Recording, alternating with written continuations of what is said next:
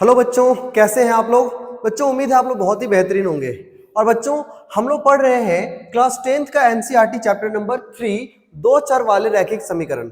बच्चों ये बहुत ही आसान चैप्टर है और आप लोगों ने सबसे पहला इंट्रोडक्शन क्लास जरूर देखा होगा और वो क्लास आपको बहुत ही मजेदार लगा होगा और उस क्लास के बाद ही आप इस क्लास को अटेंड करें ताकि आपको बहुत अच्छे समझ में आए। और आज जो हम लोग पढ़ने जा रहे हैं ये बच्चों उसी इंट्रोडक्शन का एक सेकेंड पार्ट है। इसके बाद हम लोग एक्सरसाइज को बहुत ही अच्छे से सॉल्व करेंगे और सीखेंगे हर एक क्वेश्चन को बहुत ही अच्छे से। तो चलिए स्टार्ट करते हैं आज का क्लास। बच्चों आज हम लोग जो सीखेंगे वो पिछले क्लास पे ही आधारित कुछ नई बातों को सीखेंगे और आज हम लोग क्वेश्चन को सॉल्व करने सीखेंगे।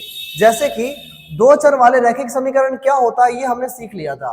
आज समझेंगे हम लोग कि किस किस विधि के द्वारा हम लोग दो चर वाले रैखिक समीकरण को सॉल्व करेंगे। हम लोगों ने पिछले क्लास में सीखा था कि a1x plus b1y plus c1 is equal to 0 और a2x plus b2y plus c2 is equal to 0। ये दो जो है सो दो चर वाले रैखिक समीकरण का ये फॉर्मेट होता है। ये हम लोगों ने पिछले क्लास में सीखा था। अब इसी तरीके से आज हम लोग सीखेंगे कि किस किस ये कौन कौन सी विधि है जिन विधियों के जरिए हम लोग इसको सॉल्व कर सकते हैं। तो सबसे पहली विधि जो हम लोग सीखने जा रहे हैं इस विधि का नाम है विलोपन विधि। क्या है बच्चों? तो सबसे पहला जो विधि हम लोग सीखेंगे ये है विलोपन विधि। इस विधि के जरिए हम लोग किस तरह से सॉल्व कर सकते हैं क्वेश्चन को वो समझते हैं। तो आइए एक क्वेश्चन को लेते हैं। हमारे लिए क्वेश्चन ये है 2x plus 3y is equal to 13 और दूसरा क्वेश्चन है यदि ऐसा हो 3x प्लस 5y तो क्या हो जाएगा 21। यदि ये आपके सामने क्वेश्चन रहा, इस क्वेश्चन को बहुत ध्यान से हम लोग याद रखेंगे और इस क्वेश्चन से हम लोग सारी विधियों को सॉल्व करने की कोशिश करेंगे कि सारा क्वेश्चन इससे बनता है या नहीं।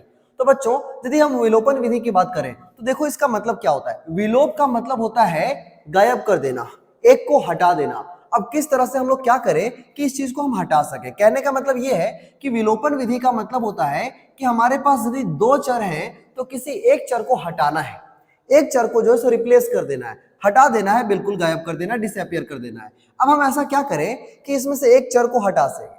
देखो यहाँ पे है 2x, यहाँ है 3x, ये 3y, ये 5y, दोनों बिल्कुल अलग अलग है। अब जब अलग अलग है तो दोनों को सबसे पहले सेम करना होगा तभी हम उसे हटा पाएंगे। तो विलोपन विधि का सबसे पहला रूल आप समझें कि रूल हम बनाते कैसे। सबसे पहले इसे हम मान लेते हैं समीकरण नंबर 1, इसे मान लेते हैं समीकरण नंबर 2 और जिसे आपको हटाना है उस संख्या को गुना कर दे। अब देखो यदि हमको x वाले चर को हटाना है तो ये जो x का गुणांक है दूसरे समीकरण में उसे यहां गुना करेंगे और इसका वाला जो गुणांक है उसे यहां गुना करेंगे। यदि आपको इस वाले सेक्शन को गुना हटाना होता, यदि आपको लग रहा है कि हम 5y को हटाएंगे तो y का जो गुणांक है इसे यहां गुना करते और इसका जो गुणांक है उसे यहां गुना करते। आई होप समझ में आ गया होगा। अब बच्चों एक और रूल आपको समझना पड़ेगा कि यदि ये बाहर में 3 है तो ये समीकरण इक्वेशन नंबर 1 के साथ ये सभी में गुना होगा। तो हम यहां सबसे पहले क्या बात लिखेंगे, समीकरण नंबर 1 को 3 से गुना किया गया है और 2 को 2 से गुना किया गया है। यहाँ एक और चीज हम लिखने वाले हैं, इसके लिए आप लोग कुछ समय का वेट करिए। देखिए हम लोग क्या करते हैं, इसको इसमें गुना करते हैं। तो जब हम इसको इसमें गुना कर देंगे तो हमारे सामने आएगा 3 2 जा 6 मतलब 3 दूना 6x प्लस 3 तिया 9y और बराबर में 13 तिया 39। ये आ गया। समीकरण 2 को गुना करेंगे तो ये आ जाएगा 6x और प्लस में 10y और बराबर में 21 दूना 42। इस तरीके से जो है हमारे पास समझ में आ गया है कि इस तरह से ये इक्वेशन को हम इस तरह से भी लिख सकते हैं। इसमें फायदा क्या है बच्चों, इसमें फायदा ये है कि ये दोनों बिल्कुल सेम हो गया और जब ये दोनों बिल्कुल सेम हो गया है तो हम लोग क्या करेंगे कि अब इन दोनों को हम रिप्लेस कर सकते हैं, काट सकते हैं। लेकिन काटने का एक शर्त ये है कि ये भी प्लस में और ये भी प्लस में है तो हमको माइनस करना पड़ेगा। अब माइनस कैसे करेंगे, ये यदि प्लस में है तो इसका साइन को हम बदल देंगे माइनस में, ये प्लस में तो इसको बदल देंगे माइनस में और ये प्लस में तो इसको भी बदल देंगे माइनस में। जब हम इस चीज को तभी चेंज कर सकते हैं जब हम दोनों इक्वेशन को आपस में घटा रहे हो। इसीलिए जब भी दोनों का सेम वैल्यू हो, जब दोनों सेम प्लस में हो दोनों, तो हम हमेशा दोनों इक्वेशन को घटाएंगे ताकि उसके साइन को बदल करके और उसे काटा जा सके। आई होप समझ में आ गया होगा। अब हम लोग क्या करेंगे, ये और ये बिल्कुल सेम हो गया तो इसे और इसे काट सकते हैं क्योंकि एक माइनस में हो गया। अब बच्चों इसका जो ओरिजिनल वैल्यू है वो ये बन चुका है तो ये हो गया माइनस में, ये हो गया प्लस में, ये से ये कट गया। यहां तक समझ में आ गया? बहुत अच्छे से समझ में आ गया सर। अब क्या करते हैं देखिएगा, ये प्लस में है, ये माइनस में है। अब ये इसका ओरिजिनल वैल्यू नहीं है, इसका ओरिजिनल वैल्यू ये है। तो यदि 9y में से 10y को माइनस कर दिया जाए, आप समझ पा रहे होंगे, माइनस का 1y बचेगा। बिल्कुल। अच्छा, और क्या करेंगे, यदि 42 या तो 39 में से यदि 42 घटाया जाए, उल्टा भी कर सकते हो, 42 में से 39 घटा दो तो आ जाएगा 3, लेकिन बड़ा का वैल्यू माइनस में, तो ये माइनस में आएगा। इतना तो बेसिक चीज आपको समझ में आ रहा होगा। अब माइनस से माइनस कटेगा तो y का वैल्यू बन जाएगा 3। y का वैल्यू क्या बन जाएगा बच्चों? तो ये हो जाएगा आपका 3।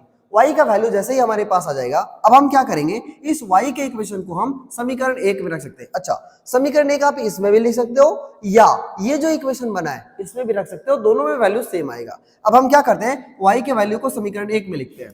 तो लिखो समीकरण 1 में y का मान रखने पर, अच्छा यदि आप यहां पर सबसे पहले x निकाले होते, y को काट के x निकाले होते तो x का वैल्यू रख के देखते। अब जब y का वैल्यू हमारे सामने है, इसे हम इक्वेशन नंबर 1 में पुट करते हैं, तो क्या आ जाएगा बच्चों? देखो ये हो जाएगा 2x, क्या हो जाएगा 2x प्लस, और ये जो 3y है, तो 3 तो ठीक है, लेकिन y के जहां पे हम लिख सकते हैं 3, तो यहाँ पे इंटू 3 भी कर देंगे। इज इक्वल टू क्या है? इज इक्वल टू है 13, तो यहाँ हो जाएगा 13। तो वैल्यू बनेगा 2x बराबर 13, और 3 तिहाई 9 जो इधर प्लस में है, उधर जाकर ये माइनस में हो जाएगा। तो इस तरीके से जो 2x का वैल्यू है वो 13 में से 4 जाएगा, तो सॉरी 13 में से 9 जाएगा तो 4 बचेगा। यदि हम x का वैल्यू निकालना चाहें तो 4 ये गुना से नीचे भागा में आएगा और कटेगा, तो हमारा जो x का वैल्यू है ये बन जाएगा 2। x का वैल्यू जो है वो कितना बन गया बच्चों? 2। इस तरीके से हम लोगों ने देखा कि y का मान 3 और x का मान जो 2 है, यही इस इक्वेशन को सेटिस्फाई करता है। मतलब यदि हम x का मान 2 रख के देखें तो 2 दूना 4 हो जाएगा, y का मान 3 रख के देखें तो 3 तिहाई 9 हो जाएगा, और 9 और 4 मिला करके 13 हो जाएगा। मतलब हमारा ये जो इक्वेशन है वो बिल्कुल सेटिस्फाई हो गया, मतलब हमारा आंसर बिल्कुल सही है। तो आप जो बोर्ड्स में क्वेश्चन बनाएंगे तो ये दोनों आंसर लिखने के बाद इस तरह से कंबाइंड रूप में जो है, सो दोनों आंसर जरूर लिखिएगा कि x का वैल्यू 2 आ गया और y का वैल्यू जो है ये 3 आ गया, और इस तरह से आपका ये फाइनल आंसर हो गया। आई होप समझ में आ गया होगा। ये है बच्चों सबसे पहली विधि, जिसका नाम है विलोपन विधि, जिसमें से हम एक वेरिएबल को, एक चर को विलोप करते हैं, उसे हटा देते हैं, उसे काट करके, और दूसरे के मदद से हम उसको फिर निकालते हैं। आई होप क्लियर हो गया होगा क्वेश्चन। अब हम लोग बढ़ते हैं इसका दूसरा रूप। इसका जो दूसरा क्वेश्चन है बच्चों, इसका दूसरा क्वेश्चन वो इस तरीके से है। हम सबसे पहले इसे हटाते हैं, ये है आपका फर्स्ट। अब इसी क्वेश्चन को हम लोग सॉल्व करते हैं किसी दूसरे मेथड से। दूसरा मेथड क्या कहता है वो समझते हैं कि दूसरा मेथड को हम कैसे बना सकते हैं। तो हमारा दूसरा जो मेथड है, हमारी जो दूसरी विधि है, इसका नाम होने वाला है, ये है आपका बी में, ये है बच्चों प्रतिस्थापन विधि। तो दूसरी जो हम लोग विधि पढ़ने जा रहे हैं, इसका नाम है प्रतिस्थापन विधि। अब ये जो प्रतिस्थापन विधि है, ये कैसे बनाएंगे वो समझते हैं। देखो प्रतिस्थापन विधि भी बिल्कुल वैसा ही है, लेकिन थोड़ा सा आपको समझना पड़ेगा कि आखिर कैसे बनेगा। देखिए, तो हम लोग क्या करेंगे प्रतिस्थापन विधि में, सबसे पहले आपको कोई एक इक्वेशन लेना है, दोनों में से हल कर रहे हैं अब हम लोग हल। दोनों में से कोई एक इक्वेशन को आप ले सकते हैं। तो मान लो हम पहला इक्वेशन लेते हैं, इसको मान लो समीकरण नंबर 1, इसे मान लो समीकरण नंबर 2। तो समीकरण 1 हमारा है, ये है 2x plus 3y is equal to 13। ये है आपका पहला क्वेश्चन। अब हम क्या करेंगे, यहां से एक का वैल्यू निकालो पहले, तो हो जाएगा ना 2x is equal to 13, plus का उधर हो जाएगा माइनस में, और x का जो वैल्यू बनेगा वो होगा 13 माइनस 3y, और ये गुना से आ जाएगा बच्चों भागा में। तो हमारे सामने x का एक वैल्यू निकल आया है। अब x का वैल्यू इसको आप मान लो समीकरण नंबर 3। अब एक बात सोचो, ध्यान समझना है, ये जो हमने x का वैल्यू निकाला है, ध्यान से समझो, x का जो वैल्यू हमने निकाला है, ये इक्वेशन नंबर 1 से निकाला है। इक्वेशन नंबर 1 से निकाला है। इक्वेशन नंबर 1 से निकाला हुआ इस x के वैल्यू को हम इक्वेशन नंबर 2 में प्रतिस्थापित कर देंगे, इसीलिए इस विधि का नाम प्रतिस्थापन विधि। समझ में आ रहा है? क्वेश्चन क्या है, पहले इक्वेशन से हमने x का वैल्यू निकाला और जो आया इसे हम लोग दूसरे इक्वेशन में डालेंगे। अब इससे क्या फायदा होगा समझते हैं। अब यहां आप लिख सकते हैं कि समीकरण नंबर 3 को 2 में रखने पर, या x के वैल्यू को समीकरण 2 में रखने पे, कुछ भी आप लिख सकते हो। तो हम यहां लिखेंगे समीकरण नंबर 3 को 2 में रखने पर, यदि हम ऐसा करते हैं तो फिर क्या होगा बच्चों, x का जो वैल्यू है वो यहाँ आ जाएगा। तो समीकरण नंबर 2 ये है, मतलब 3 और जो x है इस x के जगह पे हम पूरा लिख सकते हैं 13 माइनस 3y डिवाइडेड बाई 2। अच्छा, प्लस में 5y इज इक्वल टू यहाँ आ जाएगा आपका 21। इस तरह से समझ में आ रहा है। अब हम लोग क्या कर सकते हैं यहाँ पे, देखो सबसे पहले तो हम इसे अंदर गुना कर देंगे। जब हम इसे अंदर गुना करेंगे, यदि हम इसे अंदर गुना करेंगे बच्चों तो क्या हो जाएगा, देखो ये अंदर गुना होगा तो 13 तिया 39 हो जाएगा, माइनस 3 अंदर गुना कर दो तो 3 तिहाई 9y हो जाएगा, और डिवाइडेड बाई नीचे में तो 2 का 2 ही रहेगा। चलो इतना समझ आ गया, बहुत आसान। आगे है प्लस 5y और इज इक्वल टू इधर जो वैल्यू है ये है आपका 21। आई होप समझ में आ रहा होगा। अब हम लोग क्या करेंगे बच्चों, इसके नीचे में कुछ नहीं है तो 1 कर देते हैं। एलसीएम हमारा आएगा 2, यहाँ वैल्यू वही रहेगा क्योंकि 2 का डिवाइड करेंगे 1 आएगा और 1 ऊपर गुना को तो उतना ही रहेगा, मतलब 39 माइनस 9y ये हो गया, प्लस 1 का टेबल पढ़ेंगे 2 आएगा, 2 ऊपर गुना कर देंगे तो 10y हो जाएगा, और इस तरीके से ये वैल्यू ऐसा बनेगा। समझ में आ रहा है ना। आगे क्या करेंगे, देखो सबसे पहले तो ये भागा में पूरी तरह से भागा में आ चुका है, इसे यहाँ गुना कर दो तो 21 दूना 42 हो जाएगा। यहाँ क्या कर सकते हैं हम 39, और ये भी माइनस में है ये प्लस में है, ध्यान देना है, ये माइनस में है और ये प्लस में है। इसका मतलब ये हुआ कि हम बड़ा में से छोटे को घटाएंगे तो 10y में से 9y माइनस हो जाएगा, तो बचेगा सिर्फ 1y प्लस में बचेगा क्योंकि बड़े का साइन प्लस में है। अब क्या हो सकता है, y इक्वल टू 42 प्लस का उधर जाएगा माइनस में 39 और y का वैल्यू आ जाएगा 3। तो इस तरीके से भी हमने y का वैल्यू 3 ही लाया, जैसा कि हमने विलोपन विधि से लाया था। अभी एक और काम बाकी है, हम लोग अब लिखेंगे कि इस y के वैल्यू को आप इसमें पुट कर दो y के जगह पे, तो x का वैल्यू निकल आएगा। तो हम क्या लिखेंगे, समीकरण नंबर 3 में y का मान रखने पर, y का मान रखने पर, तो यदि हम इस वैल्यू को यहां पुट करें बच्चों तो क्या आएगा, x बराबर 13 माइनस 3y है, मतलब 3 इंटू वाई का वैल्यू 3 और डिवाइडेड बाई 2 हो जाएगा। तो वैल्यू क्या बनेगा बच्चों, वैल्यू बनेगा हमारा 13 माइनस 3 तिहाई 9 बटे 2, 13 में से 9 जाएगा तो ये हमारा बन जाएगा आपका 4 बटे 2 और ये कट के आ जाएगा हमारा वैल्यू 2। तो इस तरीके से आपने देखा कि y का वैल्यू 3 यहां भी आया है और x का वैल्यू 2 इसमें भी आया है। हम यदि इसे प्रतिस्थापन विधि से बना रहे हैं तो भी वैल्यू बिल्कुल सेम आ रहा है। आई होप आपको समझ में आ गया होगा। अब ये जो बच्चों हम किसी भी विधि से बनाएंगे तो आपको इसी तरह से बनाना है। हालांकि एग्जामिनेशन में आपको कोई भी एक तरह की विधि का इस्तेमाल करने के लिए आपको फोर्स नहीं किया जाएगा। हाँ, ग्राफीय विधि में सिर्फ आपको कहा जा सकता है। तो वैसे तो 3 विधियां होती है, लेकिन एक अब आपके सिलेबस में नहीं है, मतलब विलोपन विधि आपको पढ़ना है, प्रतिस्थापन आपको पढ़ना है और एक ग्राफीय पढ़ना है, बर्ज गुणन विधि को नहीं पढ़ना है। तो अभी हम लोग उसको हटाते हैं और अब हम लोग सीखने के लिए चलते हैं एक नया विधि जिसका नाम है ग्राफीय विधि। बहुत ज्यादा इंपॉर्टेंट क्वेश्चन और उससे 5 मार्क्स के क्वेश्चन तो एकदम फिक्स है। तो आप समझ लीजिए कि आपको जो है सो इस तरह से एक ग्राफीय विधि भी बनाने के लिए सीखना है, और इसी के ऊपर आपका पुराना डिस्कशन था, पुराना क्लास इंट्रोडक्शन क्लास भी था।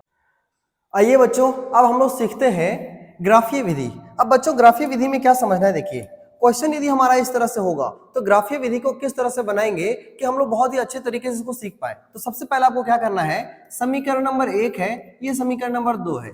एक काम करिए, समीकरण नंबर 1 को पहले ले लेते हैं, समीकरण नंबर 1 से। अब समीकरण नंबर 1 को जब लोगे ना तो हमारे पास वैल्यू है 2x plus 3y is equal to 13। अब बच्चों यहां से आसानी से समझने के लिए हम क्या करेंगे, केवल एक वैल्यू को रहने दो और बाकी को उस तरफ कर दो, तो जगह 13 माइनस 3y डिवाइडेड बाई 2। अब ये जो हमारे पास समीकरण आया है, बहुत ध्यान से देखना है, ये जो समीकरण आया है इसके मदद से हमारे पास एक टेबल होना चाहिए। इसके मदद से हम लोग एक टेबल बनाएंगे और ये जो टेबल होगा वो किस तरह से होगा उसको ध्यान समझना। हम x का कोई वैल्यू रखेंगे और y का वैल्यू प्राप्त कर लेंगे, या तो हम y का कोई वैल्यू रखेंगे और x का वैल्यू प्राप्त कर लेंगे। तो इसे हम कैसे बनाएंगे वो समझना है। देखिए सबसे पहले हम देखेंगे कि यदि ये जो x का वैल्यू है तब प्राप्त होगा जब हम y का कुछ वैल्यू को रखते चले जाए। अब सोचिए, आपको 1 2 3 करके सारा ट्राई करना होगा कि किस तरह से हमें बेस्ट वैल्यू प्राप्त होता है। देखिए यदि हम y का वैल्यू 0 कर दे बच्चों तो ये पूरा 0 हो जाएगा, ये पूरा 0 हो जाएगा, मतलब 13 में से 0 हो जाएगा तो 13 बचेगा, और 2 से 13 को काट नहीं पाएंगे हम। हाँ, बीच में आ जाएगा, लेकिन यदि हमको पूरा पूरा वैल्यू चाहिए तो कुछ और सोचो। यदि हम 1 रख दे 1, तो 3 में से 3 एकम 3 हो जाएगा, 13 में से 3 चल जाएगा तो बचेगा 10। कितना बचेगा? 10। और 2 से काट देंगे तो वो 5 बार में कटेगा। तो क्या समझ में आया कि y के जगह पे 1 रखने पर, y के जगह पे 1 रखने पर 3 एकम 3 माइनस होगा, और 2 से काट देंगे तो वैल्यू हमारा बनेगा 5। मतलब y का वैल्यू 1 रखने पे x का मान 5 आया। क्या आपको ये बात समझ आया कैसे कैसे हम लोगों ने किया? देखिए वापस से सीखते हैं दूसरे वैल्यू के साथ। तो हमारा दूसरा वैल्यू क्या कहता है? एक मिनट, दूसरा वैल्यू, हाँ हमारा दूसरा वैल्यू सोचना है। यदि हम y के जगह पे 1 रखे हैं तो 3 एकम 3 माइनस करके 5 ले आया। अब y के वैल्यू में सोचो, यदि हम 2 रखते हैं 2, तो 3 दूना 6, 13 में से 6 खत्म हो जाएगा तो बचेगा 7, और नीचे है 2। अभी भी पूरा वैल्यू नहीं आएगा, थोड़ा सा दिक्कत हो सकता है, तो कुछ और सोच लेते हैं। यदि हम y का वैल्यू 3 रखें तो 3 3 9 हो जाएगा, तो 13 में से 9 जाएगा तो बचेगा 4, और बटे में 2 है तो काटेंगे तो 2 आ जाएगा। मतलब y का वैल्यू 3 रखने पर, y का वैल्यू 3 रखने पर x का वैल्यू 2 आ रहा है। क्या आपको ये टेबल समझ आ गया?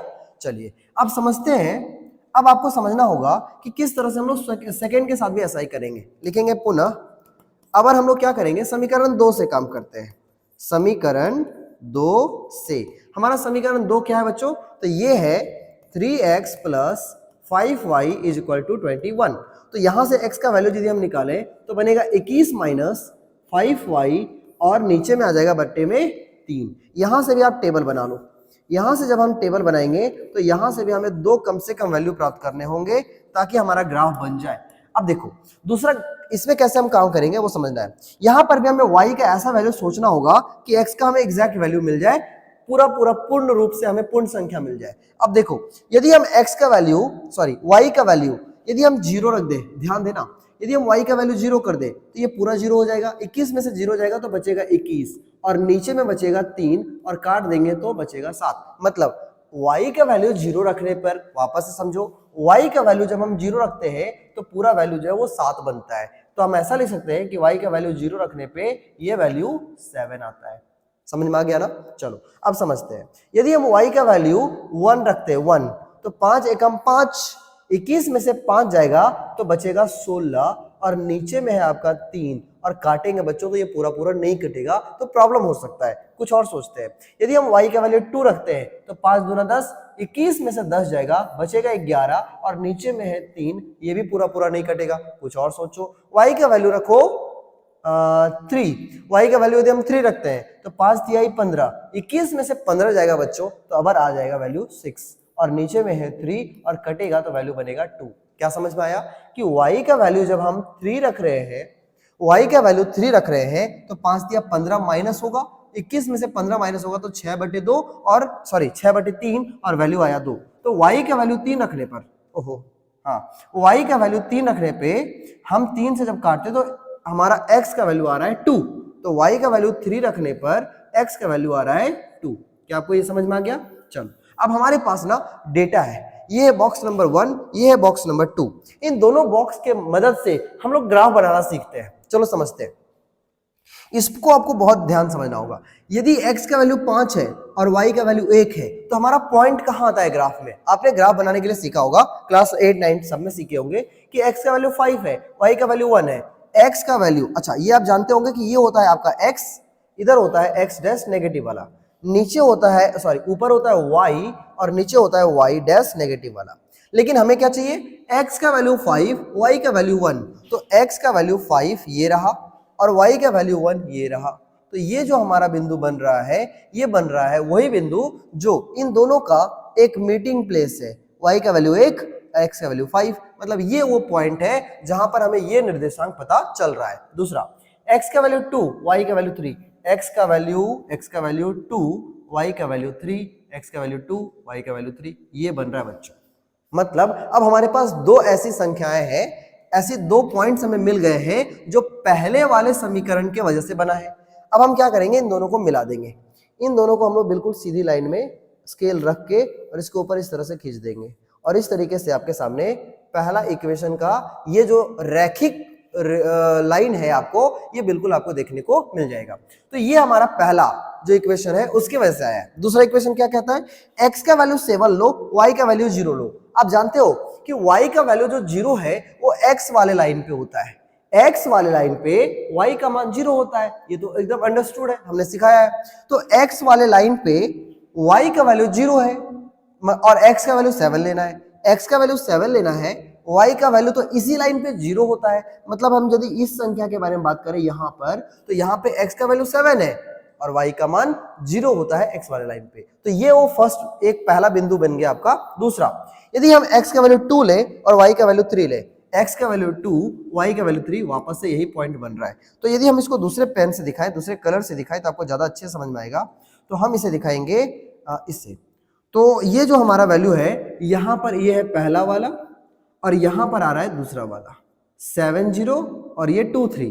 आपको समझ में आ रहा होगा कि ये जो है ये 2 3 था, ये 7 और 0 था, और ये जो ये था हमारा यहाँ से निकला था 5 और x का वैल्यू 5 और y का वैल्यू 1। इस तरह से आप इसका ये लिख सकते हैं। अच्छा, ये दोनों को भी हम आपस में मिला देंगे ताकि दूसरा इक्वेशन हमें पता चल जाए। इस तरीके से ये बिल्कुल सीधी लाइन होनी चाहिए, आप इसे स्केल से मिला लेना और ये बिल्कुल सीधा होना चाहिए। तो इस तरीके से ये जो है ऐसे जाएगा। अब बच्चों आपको एक क्या काम करना है कि जो मान लो कि ये जो लाइन आया है, ये ब्लू वाला लाइन, ये जो ब्लू लाइन है उस पर आपको ये लाइन लिख देना है, ये जो इक्वेशन लिख देना है, क्योंकि इसी इक्वेशन की वजह से हमारा वो आया है। तो हमारा इक्वेशन है 3x + 5y, तो हम इसके ऊपर लिखेंगे 3x + 5y = 21। और ये जो नीचे वाला लाइन है आपका रेड वाला लाइन, वो इस इक्वेशन की वजह से आया है, मतलब 2x + 3y = 13। तो यहाँ हम लिख देंगे, इसके ऊपर लिखना था हालांकि 2x + 3y = 13, मतलब 13। इस तरह से आप उसके ऊपर जब इक्वेशन लिख देते हैं तो पता चलता है कि कौन सी रेखा किसके वजह से आया है। अब हमारा आंसर कैसे आएगा सर? तो हमारा आंसर कैसे आएगा, जहां पर ये दोनों लाइन आपस में कटता है, जहां ये आपस में काटता है, एक दूसरे को प्रतिच्छेद करता है, एक दूसरे को काटता है, यहां से आप डॉट डॉट करके x पे भी लाइन छोड़ो और इसी तरह से आप y पे भी लाइन छोड़ो। तो आपको यहां से साफ साफ पता चल रहा है कि x का वैल्यू 2 आना चाहिए। तो हमारा यहां से साफ साफ स्पष्ट है। तो आप नीचे लिख सकते हैं कि ग्राफ से, इसलिए ग्राफ से स्पष्ट है, ग्राफ से स्पष्ट है। क्या स्पष्ट है कि जो x का वैल्यू है वो लाई कर रहा है किस पे, 2 का, और y का जो वैल्यू है वो कहाँ जा रहा है, 3 पर जा रहा है। तो बच्चों x का वैल्यू 2 और y का वैल्यू 3, यही हम लोगों ने विलोपन विधि में भी सीखा, यही हम लोगों ने प्रतिस्थापन विधि में भी सीखा, और यही रिजल्ट हमें ग्राफीय विधि से भी मिल रहा है। आई होप यहाँ थोड़ा सा आपको समस्या हो रहा होगा। इसको आप लाइन से बिल्कुल खींचोगे तो ये बिल्कुल सही तरीके से आपके सामने दिखेगा। तो समझ में आ रहा होगा, आप इस तरह से जो है सो बिल्कुल बहुत ही आसानी से जो है सो ग्राफीय विधि को भी बना सकते हैं। तो आज हम लोगों ने विलोपन विधि, प्रतिस्थापन विधि और ग्राफीय विधि को बनाना सीखा है। अगले क्लास से हम लोग जो है सो एक्सरसाइज का, सबसे पहले तो एग्जाम्पल, फिर एक्सरसाइज हम लोग बहुत ही बढ़िया तरीके से सीखेंगे। तब तक आप पढ़ते रहिए, सीखते रहिए और इसी तरीके से आगे बढ़ते रहिए। जय हिंद, धन्यवाद।